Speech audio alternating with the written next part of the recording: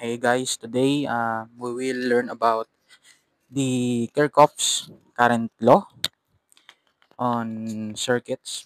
So, one of the most fundamental nga principle ni siya sa circuits nga dapat maintindihan because it is one of the foundations sa aton nga pagtuon sang circuits hasta sa mga last nga mga topics. So, along with the Kirchhoff's voltage law and the Ohm's law.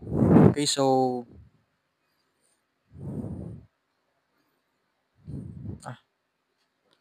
Kirchhoff's current law.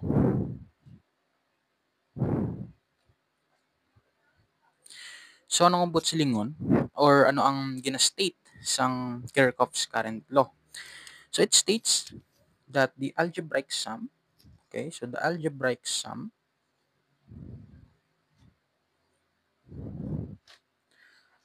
of the currents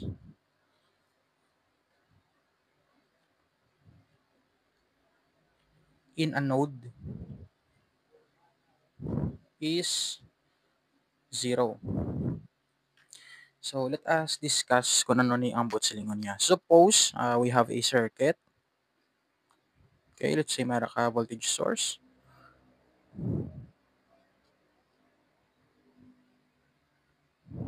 Okay, let's say mga random na nga mga circuit. Okay? So first, what is a node?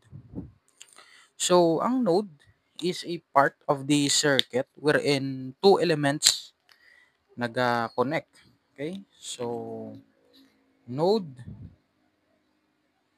a point where two or more elements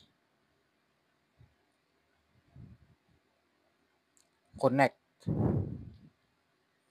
So for example, sa dire ang aton nga voltage source and this resistor naga-connect sila nga duha. So which means this is a node. So ari node ni siya, okay? So ari node ni siya.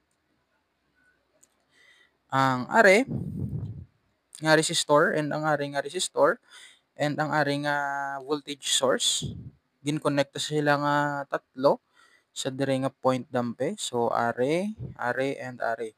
So this is also a node. So ang halin dire pakadto sa dire, okay, are hagang are part na sila tanan sang node since they are connected together by a path. Kag sa between sa ila halin dire pakadto sa dire kag dire wala sang element. So they are or are nga part is also a node. Are is also a node kay ka-connected tatlo ka element again. Ang are nga resistor, ang are nga resistor, and ang are nga voltage source gin connected so this is also a node. Ang are kag ang are is also a node since gin-connect na ni siya and ang are nga resistor. So this is also a node. So amo na siya ang node, a point where two or more elements naga-connect. Okay?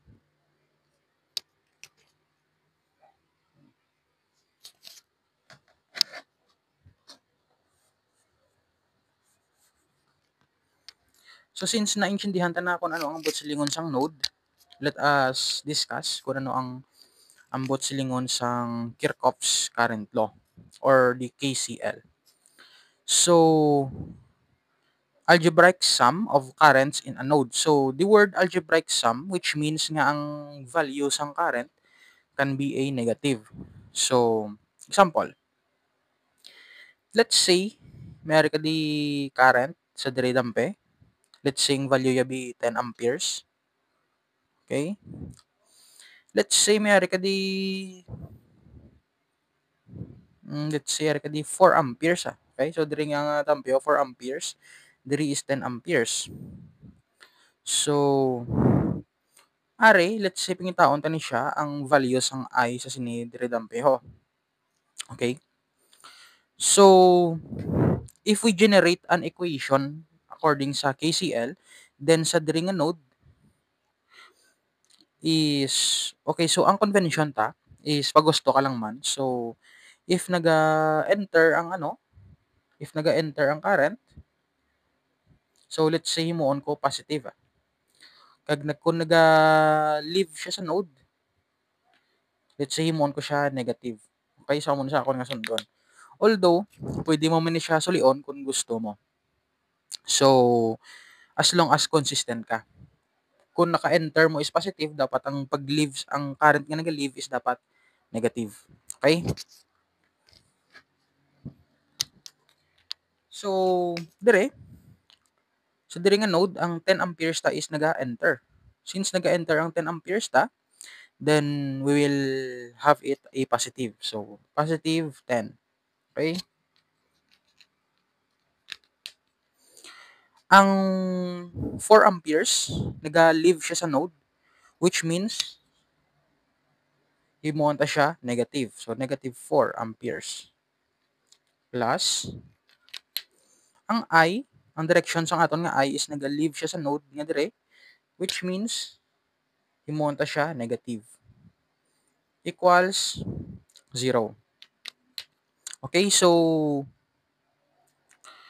the algebraic sum of the currents in a node is 0. So, ang 10 ta, ang 4 ta, so nag-leave sa negative, and also the I nag-leave sa negative. So, i-add ta sila kung tanan together sa node. Then, the equivalent is 0. So, this is the KCL or the Kirchhoff's current law. So, solving the algebraic equation, so we can say that I is equal to 6 amperes. Okay? So, are nga current naga-flow siya pakadto sa diri nga direksyon which has a value of 6 amperes. So, think of it, think of the current as ang tubig sa pipe. So, ang tubig sa pipe naga-diretso sa flow. Then, magabot ang point sang pipe wherein may two or more pipes na ang nagatakod sa iya. Then, ang tubig will be matunga sa isa ka path. Ang isa ka tubig, matunga sa isa ka path. Okay? So, sa diri nga example, ang aton nga path is duwa or ang iya nga gintungaan, duwa. So, in other words, pwede tanin siya ma-interpret as the current or the currents entering the node dapat mag-equal siya sa currents leaving the node. So, do pares lang siya sa tubig. For example, may 10 amperes kadi nga amount sang tubig. So, dapat ang nagakadto dire is kung i-add mo sila, ma-equal man siya sa 10 amperes nga tubig. So, 4 amperes na then this would be 6 amperes. So, 6 plus 4 is equal to 10. So, kung pila ang gasulod, amo man na dapat ang total sang nagagwa. So, those same lang siya sa tubig sa tubo. Okay, so it also works. For example, let's say may ari ka dibiho. Another nga dire. Okay, let's say may ari ka di. Okay, dire nan. So for example, may ari ka dibiho current man. So let's say bi ari imonta siya bi 1 ampere ni. So ari, let's say amo ning ginapita tanga ay. Okay? So from Kirchhoff's current law, we have 10 amperes nga nagasulod diri sa diri nga node. So plus, so ang 1 ampere nga are naga-leave siya sa node, so negative siya or negative 1. Are ang 4 is also leaving, so negative 4 siya. And this I is also leaving. So plus, so ma-negative I siya. Or pwede man diretso na lang minus. Okay? So from algebra, I would be 5 amperes. So, that means nga ang 10 amperes nga nagasulod is equal siya sa 4 amperes plus 1 ampere plus 5 ampere nga nagagwa. So, ang charge, pag-flow ng charge is conserved. So, let's take another example.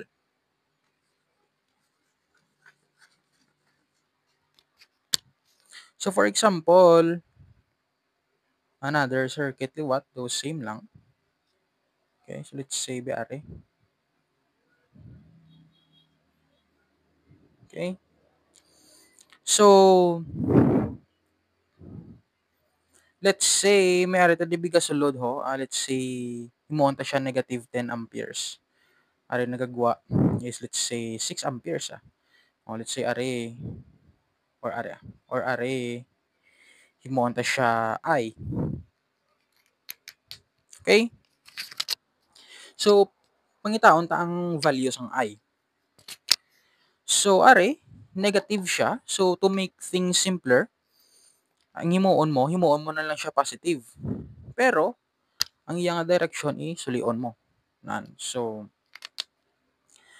ang isa sa mga tandaan ta is ang negative nga current is equivalent na siya sa positive nga current in opposite direction. Okay? So, amo lang ang tandaan mo. Ang negative nga current is equivalent na siya sa current in the opposite direction pero positive siya. So, ginsuli mo lang ang sign, ginsuli mo man ang direction. So, they are the same. So, for example, sa dire, kagina ang negative current ga-enter, so subong, himuon ta siya positive current, pero naga-leave siya.